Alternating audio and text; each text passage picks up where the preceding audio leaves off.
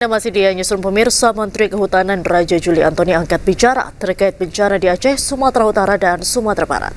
Menurut Raja Juli, banjir Sumatera menjadi momentum untuk menindak tegas pelaku pembalakan liar dan pelanggaran perubahan guna lahan.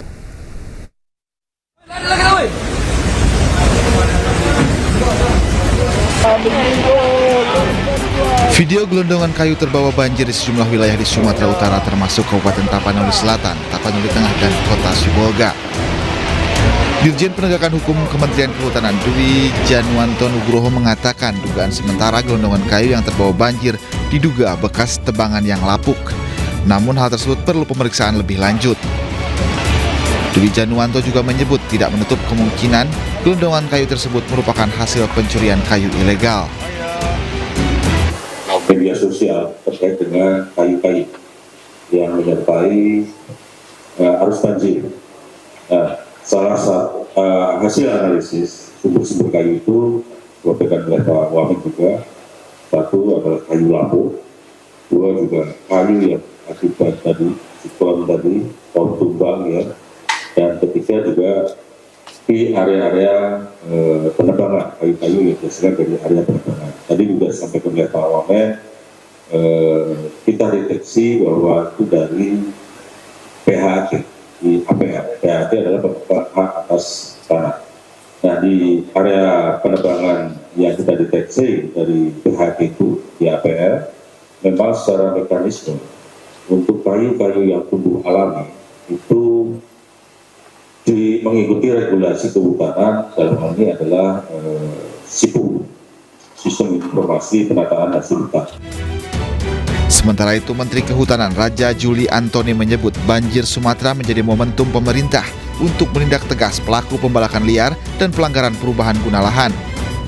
Dalam pidatonya kemarin mengatakan bahwa penebangan hutan yang liar, ya, yang tidak terkontrol, ini adalah merupakan salah satu kontribusi terhadap bencana-bencana yang terjadi. Jadi satu sisi kami mengatakan duka mendalam ya, tapi ini juga momentum yang baik untuk kita melakukan evaluasi kebijakan ya. Karena pendulumnya kalau ekonomi dan ekologi ini nampaknya pendulumnya malah terlalu ekonomi nih, harus ditarik ke tengah lagi gitu. Sementara itu, terkait video kayu yang terbawa banjir, sejumlah warganet mengaitkan kayu-kayu tersebut dengan fenomena deforestasi di wilayah Sumatera yang berdampak banjir dan longsor dalam beberapa waktu terakhir. Tim Liputan iNews melaporkan. Wakil Ketua MPR RI Edi Suparno meminta aparat penegak hukum menelusuri asal-usul kayu gelondongan yang terseret banjir di Sumatera Utara. Kita bicara dalam hal ini masalah penegakan hukum, ya, bahwa perlu adanya tindak lanjut dari permasalahan yang sekarang kita sudah lihat, adanya kayu gelondongan yang sudah sangat nyata di depan mata kita. Sumbernya dari mana? Kalau itu adalah sumber legal, ya kita bisa telusuri dari perizinannya, dari kegiatan-kegiatannya yang dilakukan secara sah. Tetapi kalau ternyata itu dilakukan di luar jalur hukum dan ketentuan yang berlaku, saya kira perlu ada penegakan hukum yang kuat dan konsekuen. Beberapa hari terakhir, BBM di Aceh Singkil langka akibat banjir bandang yang melanda daerah tersebut. Antrean kendaraan mengular hingga mencapai 1 km di sepanjang jalan menuju SPBU di Kecamatan Singkil Utara. Warga harus antre berjam-jam untuk mendapatkan bahan bakar. Warga juga menyebut harga BBM di pengecer berkisar 40 hingga Rp50.000 per liter. Sementara itu di Kabupaten Pasaman, Sumatera Barat, lumpuhnya akses akibat longsor dan pohon tumbang, pasokan BBM Kabupaten Pasaman terkendala. Kendaraan termasuk truk BBM mengantre untuk bisa mengantarkan BBM ke sebuah SPBU di Lubuk Sikaping. Terhambatnya pasokan BBM membuat SPBU kehabisan stok. Sejumlah kendaraan terlihat terparkir di SPBU untuk menunggu BBM. Dari Aceh Singkil Aceh dan Pasaman, Sumatera Barat, iNews melaporkan. Korban kebakaran apartemen Hong Kong menangis sedih. Mereka tidak menyangka korban berangkat ke Hong Kong untuk bekerja ternyata mengalami musibah.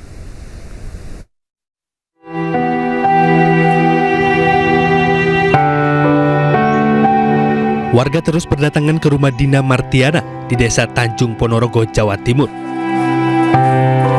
Dina menjadi salah satu buruh migran yang tewas akibat kebakaran apartemen di Wang Fuk Court, Hong Kong.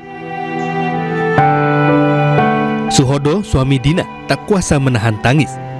Pria satu anak ini tak menyangka jika istrinya meninggal akibat kebakaran apartemen tempat istrinya bekerja sebagai pembantu rumah tangga. Bilangnya dari bukti dan data-data di lokasi kejadian itu mengarah ke Mbak Dina. Terus langsung dibawa rumah sakit, diidentifikasi memang itu Mbak Dina. Korban Dina Martiana menjadi TKW ke Hong Kong menjadi pembantu rumah tangga sejak 3 tahun lalu. Saat kebakaran, korban berada di lantai 26 dan terjebak tak bisa menyelamatkan diri. Kabar kematian korban disampaikan oleh KJRI pada Sabtu siang. Pihak polisi Hong Kong sudah melakukan pemeriksaan dan identifikasi, dipastikan bahwa korban TKW atas nama Dina Martiana asal Ponorogo. Keluarga berharap agar korban secepatnya bisa dipulangkan untuk dimakamkan. Dari Ponorogo, Jawa Timur, Ahmad Subeki, iNews melaporkan. Sementara itu pencarian orang hilang dalam kasus kebakaran gedung apartemen di Hong Kong terus dilakukan. Sementara otoritas Hong Kong menggelar upacara peringatan untuk mengenang para korban kebakaran.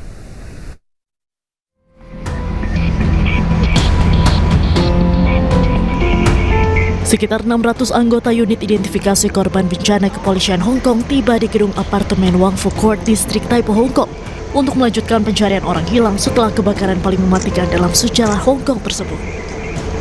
Para petugas mengenakan pakaian pelindung putih berkumpul di dekat bangunan yang hangus terbakar untuk mengumpulkan bukti dan membantu penyelidikan yang sedang berlangsung. Pihak berwenang mengonfirmasi 128 orang tewas dalam kejadian ini, termasuk 89 korban yang belum teridentifikasi.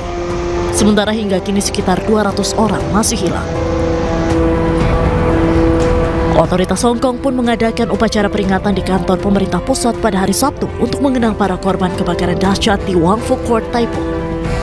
Upacara peringatan ditandai dengan Kepala Eksekutif Hong Kong John Lee dan sejumlah pejabat senior memasuki lapangan, kemudian mengheningkan cipta selama 3 menit dengan bendera diturunkan setengah tiang. Di samping itu, para pelayat menandatangani buku belasungkawa dan membawa bunga ke tempat peringatan para korban kebakaran.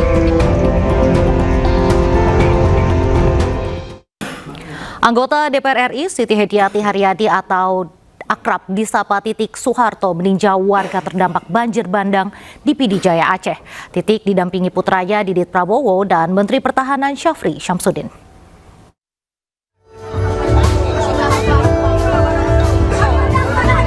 Anggota DPR RI Siti Hediati Haryadi alias Titik Soeharto bersama putranya Ragowo Hedi Prasetyo atau Didit Prabowo menemui korban yang terdampak banjir bandang di Kabupaten PD Jaya Aceh. Titik Soeharto meminta ada pendampingan secara khusus kepada anak-anak yang terdampak banjir bandang di Kabupaten PD Jaya Aceh. Ketua Komisi 4 DPR RI ini juga memastikan kebutuhan dasar terpenuhi untuk warga yang mengungsi, terutama penyaluran logistik seperti makanan, kebutuhan pribadi, dan obat-obatan. Insya Allah nanti besok tadi Pak Menhan bilang mau dikirim ya pada warga pulang. Tikar, oke. Nanti catat. Ya, sampaikan. Ada kena. Ya. Bapak, ibu-ibu yang sabar. Ya Allah, yang sabar. Mudah-mudahan nanti ke depan namanya bisa lebih subur lagi. Bisa lebih sejahtera ya. Kita akan kirim bantuan-bantuan secepatnya untuk semuanya dan keluarga di sini. Mungkin bapak-bapaknya juga perlu kemeja dan sarung ya.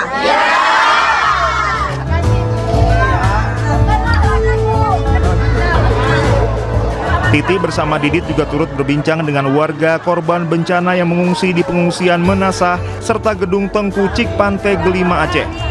Titi menguatkan para pengungsi untuk sabar menghadapi cobaan. Selain tenda pengungsian, Titi meninjau langsung rumah-rumah yang rata dengan tanah akibat banjir bandang di PD Jaya Aceh. Dalam peninjauan ini, Titi dan Didit Prabowo didampingi Menteri Pertahanan Syafri Syamsuddin serta Menteri Dalam Negeri Tito Karnavian. Tujuannya apa aja?